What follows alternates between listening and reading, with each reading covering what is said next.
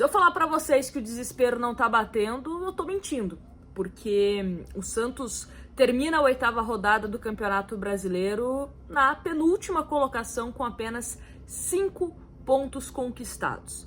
O Santos contra o Ceará no Allianz Parque, para mais de 35 mil torcedores santistas, não fez nada que justificasse uma vitória. Foi um Santos que foi muito previsível. Em uma semana de treinamento, eu esperava que fosse um Santos que tivesse mais cartas na manga para conseguir furar uma retranca da equipe do Ceará, um Santos que tivesse triangulações, jogadas ensaiadas, fizesse jogadas, né, de facão, e não apenas tentando cruzamentos. E assim, não é como se o Santos optasse por cruzamentos e acertasse a maioria.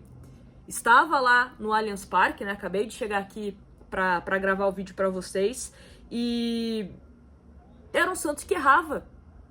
Era um Santos que não incomodou. O goleiro do Ceará não foi tão acionado assim. O Santos teve mais posse de bola? Teve. Mas o que o Santos fez com essa posse de bola? Repito, um Santos muito previsível. No primeiro tempo tivemos um Tiquinho e um Tassiano que na maior parte estavam batendo cabeça, não estavam se entendendo. Acho que teve uns 10 minutos ali que o Tassiano fez algumas jogadas interessantes e coisa e tal, depois sumiu. Uma coisa bem pontual ali o Tassiano na primeira etapa, depois completamente apagado. O Tiquinho, a gente tava falando, né, ali com as pessoas que estavam do nosso lado assistindo o jogo, que ele sempre chegava atrasado. Parece que ele tinha medo de chegar na hora certa para fazer o gol. Sempre quando tinha algum cruzamento, ele chegava sempre com uns 2, 3 passos atrasados, né, para conseguir chegar, para colocar o pé e fazer o gol, para colocar a cabeça e fazer o gol. Então era um Tiquinho que tava com esse fora de timing, né? Era um Tiquinho que não tava conseguindo jogar na mesma sintonia do que os outros jogadores do Santos. Um Roleiser que para mim não dá para ficar jogando na ponta direita.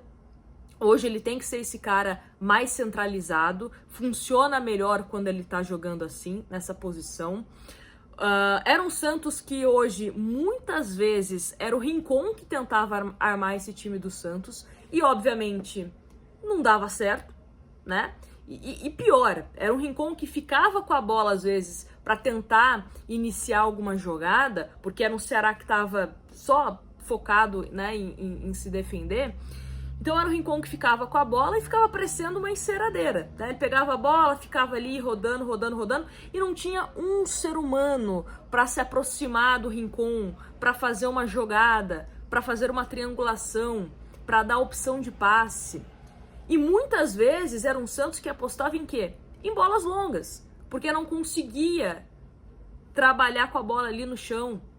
Então era um Santos que insistia em bolas longas e aí você devolvia a bola para a equipe do Ceará. Então um Santos que me incomodou bastante, sabe, em alguns momentos ali do primeiro tempo e do segundo também. E aí, quando você tira o Tassiano, o Santos ele acaba melhorando, né? Eu acho que a dinâmica ficou um pouco melhor ali no time do Santos, mas aí ele volta e coloca quem? O David Washington com o Tiquinho Soares. Aí o Santos volta a ter 2 homens ali de referência, e isso eu acho que deu uma quebrada no ritmo do jogo do Santos. Eu tava gostando do Santos mais com apenas um jogador ali de referência, para você tentar preencher um pouco mais o seu meio-campo, para você tentar fazer algumas jogadas. O Barrial tava tentando fazer isso com o Roleiser. E aí quando você coloca, né, Tiquinho e David Washington, você deixa os dois ali jogando juntos, eu sinceramente não gostei muito. O Léo Godoy entrou, mas pouco produziu em termos ofensivos. Tanto o Léo Godoy como também o Aderlan, 2 jogadores que ofensivamente não acrescentam em absolutamente nada. O Escobar a gente sabe, né? O Escobar é esse jogador que ele tem uma função defensiva muito mais importante do que ofensivamente falando. Teve inclusive uma bola que todo mundo que estava assistindo o jogo, da televisão ao estádio, a quem estava acompanhando pelo radinho, imaginou que seria gol do Ceará. Um contra-ataque onde o Escobar mais uma vez foi preciso e conseguiu desarmar ali a bola do jogador do Ceará. Então, assim, foi um Santos que foi muito pobre, foi um Santos que foi muito previsível. Uma semana treinando para apresentar cruzamento. E como eu falei, cruzamentos que não foram certos. A maioria dos cruzamentos do Santos foram errados. E outra coisa, agora o Santos vai enfrentar o Corinthians, vai ter mais uma semana, espero, para se preparar para enfrentar a equipe corintiana fora de casa, né, pela terceira vez na Neoquímica. Eu não aguento mais jogar na Neoquímica esse ano. E vamos ver como que esse time vai se portar, né? Se o Barrial vai entrar como titular, porque gostei muito mais do Barrial em campo do que do Tassiano, por exemplo. Tem também a expectativa, né, de você ter um bom tempo cada vez com mais ritmo. Hoje conseguiu jogar mais tempo, né, em comparação ao jogo contra o Grêmio. Tem o Zé Rafael que entrou faltando uns 5 minutos, né, pro jogo terminar. Então é uma expectativa também de ser aquele cara que tem uma boa visão de jogo, então ele consegue ajudar na criação de jogadas. Eu imagino ele como um camisa 5, mas ele é esse camisa 5 que pode ajudar também com a bola nos pés. E também um Zé Rafael que ajude também na marcação, né? Hoje, como eu falei no começo do vídeo, era um Tomás Rincon que era o responsável por tentar armar jogadas. E ninguém se aproximava do Rincon. Quando o Soteldo pegava a bola também, ninguém se aproximava. Parece que os jogadores do Santos não queriam receber a bola, tá, sabe? Tava com esse fardo nas costas de não toca pra mim que eu não quero resolver, não sei o que eu faço.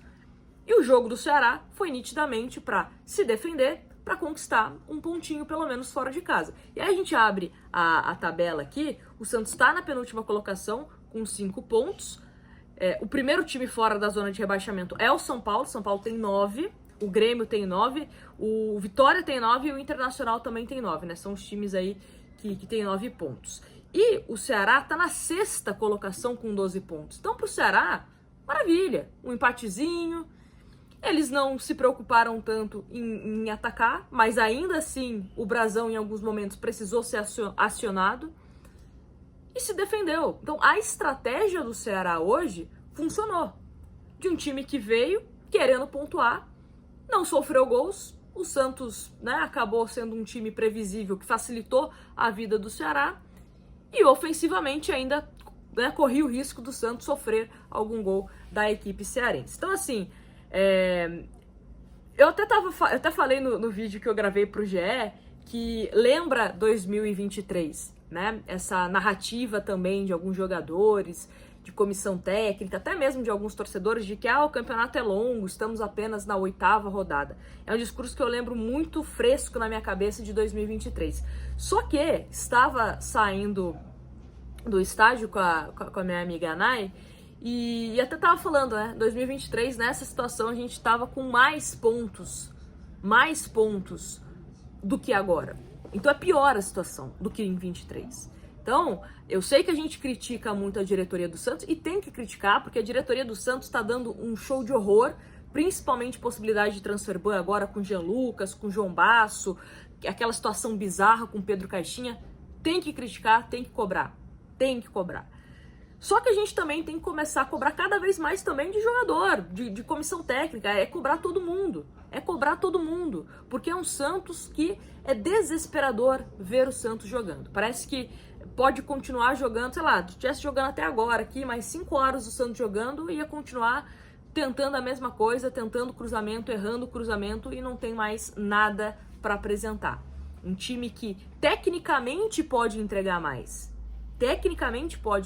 mas não sei por que não tá entregando, se é falta de confiança, é o treinamento que não tá sendo suficiente, se é parte física, entrosamento, não sei. Mas é um Santos que precisa entregar resultados positivos. Quando eu falo resultados, é 3 pontos. Vai enfrentar agora um Corinthians que é um adversário chato pra caramba. Depois o Santos também, se eu não me engano, pega o Vitória, né, fora de casa. Então, depois tem o jogo do CRB fora também. Aí tem um amistoso ainda, só pra atrapalhar também, né? Porque esse amistoso é mais pra atrapalhar do que pra ajudar. Porque, sinceramente, nesse momento não poderia me importar menos com o amistoso que o Santos vai ter. Só pra falar aqui, ó.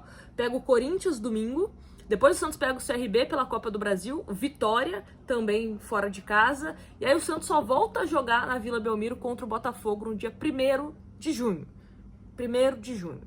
E enfrenta o Fortaleza fora de casa, e aí o Santos tem a pausa aí de 1 mês certinho para o Super Mundial, né? Então, assim, eu espero que o Santos consiga ir para essa pausa fora da zona de rebaixamento. Mas, hoje, olhando a classificação, não depende só do Santos. Se os outros adversários também continuarem pontuando, o Santos segue na zona de rebaixamento. Então, assim, espero que os jogadores do Santos, diretoria, comissão técnica, todo mundo tome vergonha na cara, porque é uma situação que está desesperadora. É frustrante o torcedor do Santos ir até o estádio e ver esse time ser totalmente previsível como foi hoje contra o Ceará. E o Ceará não é um super time, tá? Não é um super time. Dava para ter vencido. Só que o Ceará, ele tem uma estratégia e sabe trabalhar bem essa estratégia. E tá tudo bem. A estratégia hoje do Ceará funcionou 100%. Era não perder. E conseguiu não fazer isso. E tá lá na parte de cima. Parabéns pro time do Ceará. O Santos que ainda não encontrou qual que é o melhor caminho para conseguir sair dessa situação. É isso.